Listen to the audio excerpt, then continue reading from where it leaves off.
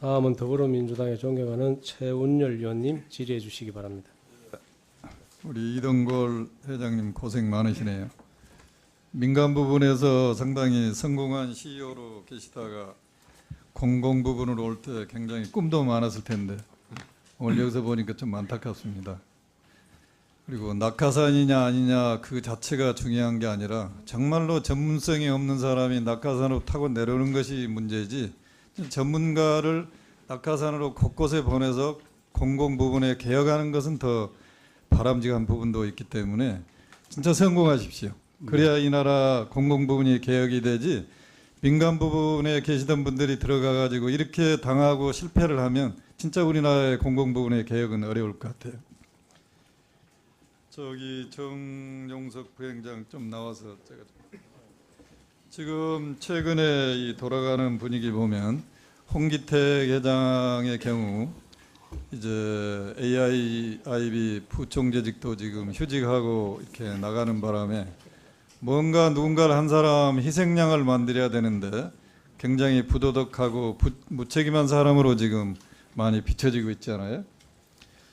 홍 회장이 이제 얘기하는 포인트가 한 두 가지가 있는 것 같습니다. 하나는 본인이 2014년 12월부터 대우해양조선의 부실 징후를 포착하고 실무자들한테 손실 여부에 대해서 확인을 시켜달라고 수차례 지시를 했는데 매번 이상이 없다 이렇게 보고를 받았답니다. 누가 보고했습니까?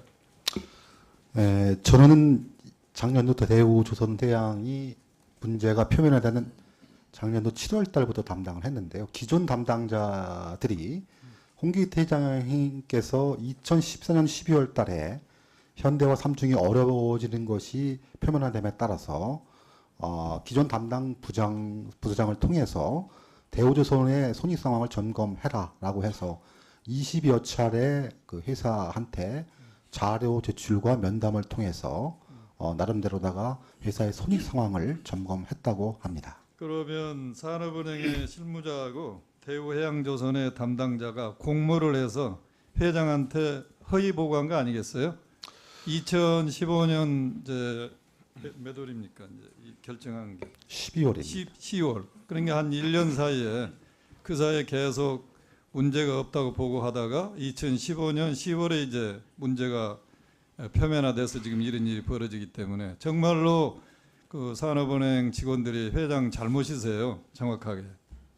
그리고 두 번째 포인트는 이제 수은과 산업은행의 비율이 53대 22여서 본인은 계속 담당을 하더라도 이 비율대로 산업은행이 책임져야 되겠다 이렇게 했는데도 불구하고 결과는 4조 2천억 중에 2조 6천억을 산업은행이 떠안는 거 아니겠어요? 그럼 그거는 홍 회장만의 주장입니까? 실무자들의 분석의 결과입니까? 당연히 제가 실무 책임자이기 때문에 산업은행의 이익을 위해서는 가급적이면 리스크가 적은 신규 자금 분담 지원을 적게 하는 것이 개별 있는 기관에 도움이 된다고 판단해서 실무진에서는 처음에 채권액 비율로다가 약 3대1 비중으로다가 수은이 더 많이 지원할 것을 요청을 했습니다. 그것이 홍 회장께서 또 기본적으로 다 공감을 하고 그 과정에서 수은과 협의가 서로 입장 차이가 굉장히 컸습니다. 그러니까 홍 회장의 지금 얘기한 건 정확하게 팩트다, 그렇죠? 예, 그렇습니다. 예, 그러면 이게 뒤바뀐 게 어디서 뒤바뀌었나요? 기본적으로다가 두 가지 큰 판단이 좀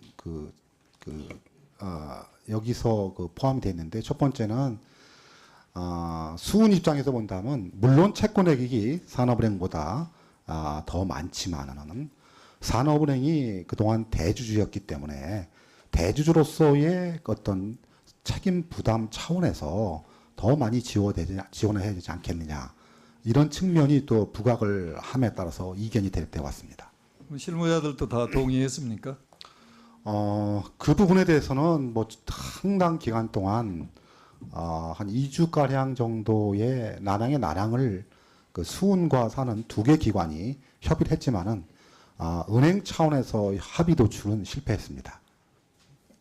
합의 도출은 실패했는데 결과적으로 이제 어떤 보이지 않는 손의 결정을 따를 수밖에 없었다. 그렇게 결론이네요. 그 당시 정부 당국 입장에서는 상황이 긴박하기 때문에 개별 기관의 이익만 갖고서 문제를 해결하다가는 실이 너무 지연될 것 같아서 그러니까 그거는 산업은행의 의지하고는 다르게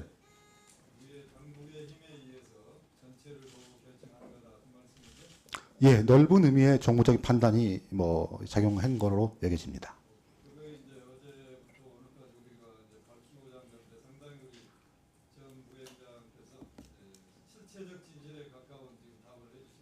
수고했습니다. 다음은 더불어민주당의 존경하는 최운열 의원님 질의해 주시기 바랍니다. 매일 제일 나중에 하다 보니까 아주 불리합니다. 제가 앞에서 다 그런 것 같습니다. 오늘 여러 이제 말씀 중에 오전에 어느 의원님께서 이제 우리 사회 시스템이 문제다, 사람보다도. 그런데 저는 시스템 못지않게 사람이 더 중요하다, 저는 이런 생각을 드는데요. 지금 우리 사회에 안고 있는 여러 가지 지금 나타나고 있는 모든 문제가 지난 정부 이래 지금까지 온 상황에서 총체적인 인사의 파행에서 오는 이 문제가 오늘의 이 여러 가지 문제를 낳지 않았나, 그런 생각을 해봅니다. 그 무슨 말씀이냐면 지금 대우해양조선이 오늘 이 상황이 될 수밖에 없는 그런 데이터가 우리 재윤경 의원님이 가지고 계신데 활용하는지 제가 좀 보겠습니다. 사람은 개인적인 비밀이 있어서 명칭은 안 하고 직만 얘기해 보겠습니다. 어느 분은 대통령 국민경제자문회 의원, 새누리당 부산시당 선거대책본부, 김문수 경기지사 후보 특보, 청와대 대통령 대변인, 대통령 선거 국민행복캠프 민주화 거기 관련된 분, 자유총연맹 이사, 대통령 인수위 자문위원, 새누리당 18대 국회의원 보좌관, 대검찰청 차장검사, 이런 분들이 대우해양조선 사회이사의 전직들입니다. 이런 분들이 가서 무슨 역할을 했겠습니까? 오늘의 대한해양조선이 이렇게 부실화될 수밖에 없는 인사의 한 단면이다, 이렇게 보여집니다. 특히 오늘 기관 보고하신 그 기관들도 보면 감사분들의 전직을 보니까 정말로 저분이 인격적으로는 괜찮은 분인데 전문성이라든지 직무 연관성이 있는 분들일까, 이런 생각을 많이 해봅니다. 한 회사의 감사라는 게 얼마나 중요한 직책입니까? 진짜 앞으로 이런 인사의 파행이 개선되지 않으면 우리 사회에 이런 문제는 계속 일어날 수밖에 없다, 저는 그런 생각을 해봅니다. 아까 우리 정재호 의원님께서 그 한국산업은행 회장님께 사회이사 그 리스트 달라고 그랬잖아요. 132개 다 사회이사는 없을 겁니다. 법으로 사회이사를 둬야 될 기관의 사회이사 명단, 그거를 꼭 좀 제출해 주셨으면 합니다. 그리고 우리 산업은행 회장님은 2월에 부임하셨잖아요. 부임하시고 지금 한 6개월이 지났고, 지난 6월 15일 날 이제 감사원에서 이 대우해양조선에 대한 감사 결과를 발표할 때까지 이러한 상황을 인지를 하셨나요? 전혀 모르고 계셨나요? 알고 있었습니다. 파악을 하셨습니까? 아주 다행이시네요. 그래서 그러한 결과를 앞으로 더 나타나지 않도록 하기 위해서 산업은행의 경영 혁신 추진 방안도 이렇게 발표하셨죠. 네. 저는 이 6대 혁신 과제를 보면서 굉장히 실망을 했습니다. 내용은 없으니까 자세히는 모르겠지만 이거는 뭐 산업은행을 경영 안 해본 제가 쓰라고도 더 잘 쓸 것 같습니다. 이게 민간 부분에 전문가가 가셨으니까 정말 직을 거시고 제대로 혁신 한번 해보십시오. 네. 그리고 먼 훗날 산업은행 역사에 이동걸 회장이 있을 때 정말 산업은행은 환골탈태했다, 그런 기록을 남기시면은 오늘 이 자리에서 당하신 여러 가지 어려움이 보람이 되지 않을까, 그렇게 생각을 해봅니다. 알겠습니다. 우리 증권외탁원 사장께 좀 여쭤보겠습니다. 예. 아까 오전에 어느 질문에 175일을 서울에 출장을 왔다, 그렇게 지적을 당하셨는데 전혀 거기에 대해서 답을 못 하셔서 제가 답답해가지고, 증권외탁원의 업무가 어디서 주로 이루어집니까? 여의도에서 일어납니다. 여의도에서 이루어질 수밖에 없잖아요.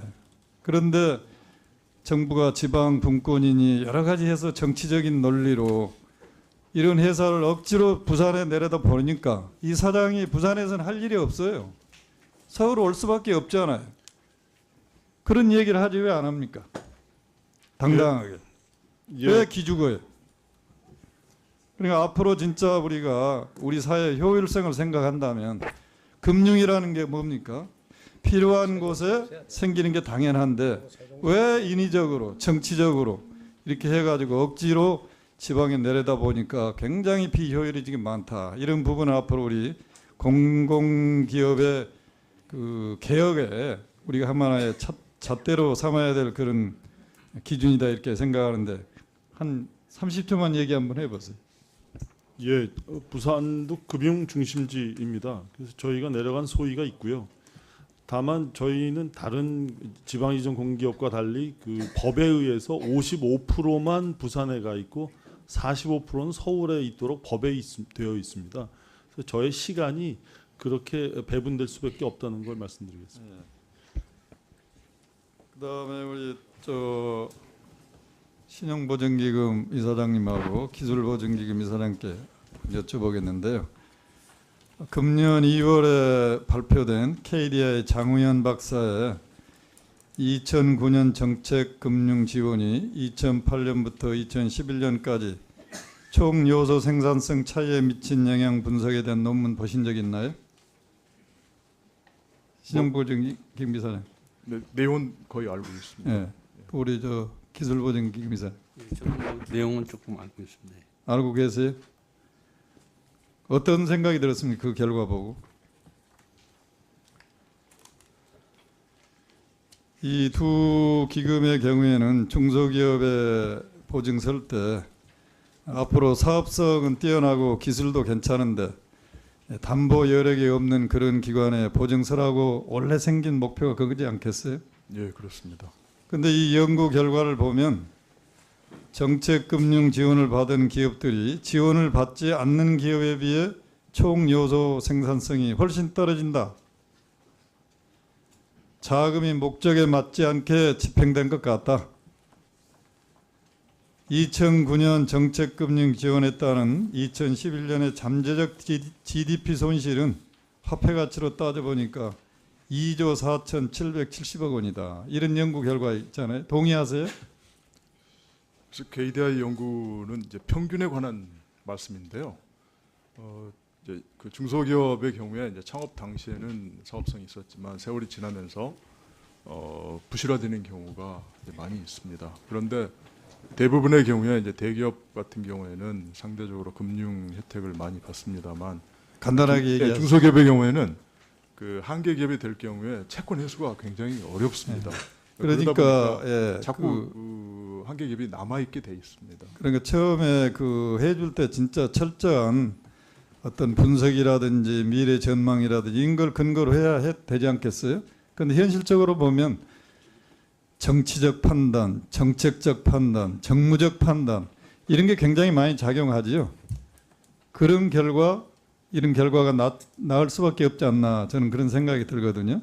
그러니까 앞으로 진짜 여기 뒤에도 보면 신용보증기금 법 3조 1항에 보면 다 명시되어 있더라고요. 해야 될 거, 수출 지원 금융자금, 기업의 생산성 향상에 기여하는 국민 경제상 특별히 필요한 자금, 이런 곳에 법이나 법 시행령에 충족해서 하시면 이런 결과가 결국은 나중에 이런 건 다 국민의 국민의 세금이 들어가야 될 그런 부분들 아니겠습니까?